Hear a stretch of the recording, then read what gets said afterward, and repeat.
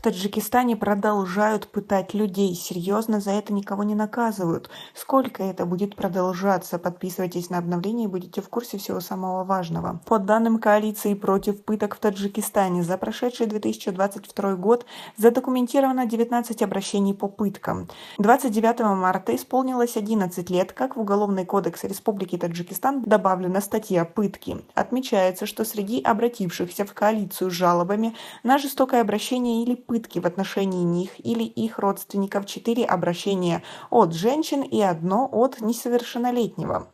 В сообщении коалиции против пыток, опубликованном на их официальном сайте 16 января текущего года, говорится, что обратившиеся жаловались на незаконное задержание, физическое насилие в виде избиения, пытки электрическим током, угрозы изнасилованием самой жертвы или членов семьи, запугивание заключением под стражу.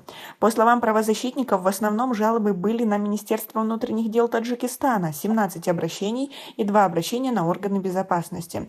В сообщении также указано, что предполагаемые жертвы пыток и жестокого обращения были люди в возрасте: 1 несовершеннолетний, 2 19-21 год, 7 граждан 22-34 лет, 8 человек 35-45 лет, 1 старше 45 лет. Пытки и жестокое обращение применялись к ним с их слов с целью получения признательных показаний, наказания за совершение определенных действий или в качестве меры усмирения и унижения личного достоинства, говорится в сообщении коалиции. В Таджикистане случаи пыток и смерти задержанных редко расследуются полностью и эффективно. В некоторых случаях не бывают ясны даже причины, по которым людей подвергают пыткам. Последний известный случай, когда подсудимый жаловался на пытки, произошел с журналистом Абдусатором Пирмухаммадзада, осужденным на 7 лет в прошлом году за публичные призывы к осуществлению экстремистской деятельности.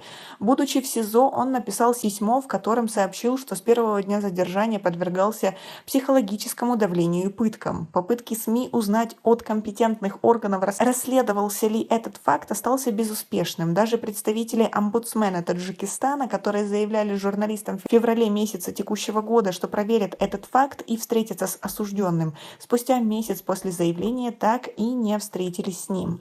При этом, согласно таджикскому законодательству, применение незаконных методов во время допроса является тяжким преступлением и может повлечь за собой максимальное наказание в виде лишения свободы на срок до 15 лет.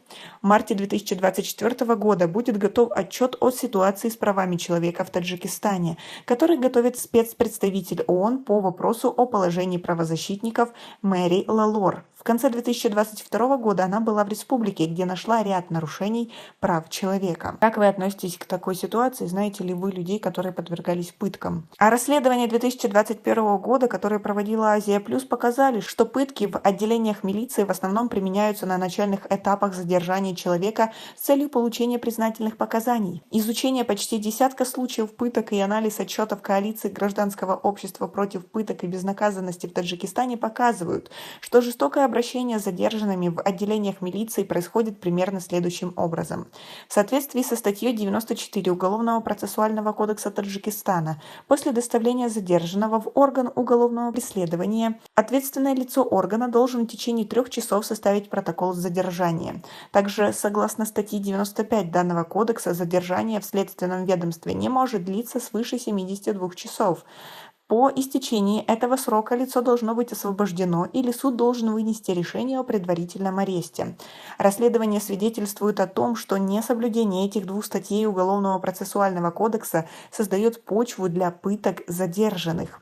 Еще одним важным моментом, который способствует сокрытию фактов пыток задержанных в отделениях милиции, является отказ показать задержанного родственникам и адвокату. В отделениях милиции некоторые задержанные подвергались следующим формам пыток: избиение различных частей тела, в том числе с использованием резиновой дубинки, подключение электричества к пальцам через влажную салфетку, подвешивание пластиковых ящиков, наполненных землей, к мужским гениталиям, введение или прокалывание игл и гвоздей под ногти, психологическое давление в виде жестокого обращения, угроза изнасилования, длительное пребывание в холодной воде до 2 суток в холодную погоду, ожоги тела сигаретами и тому подобное. Как вы относитесь к такой ситуации? Это даже не средневековье, а просто варварство. Вы согласны? И кто должен за это ответить? У нас пока на этом все. Оцените наше видео подпиской и лайком. До скорой встречи!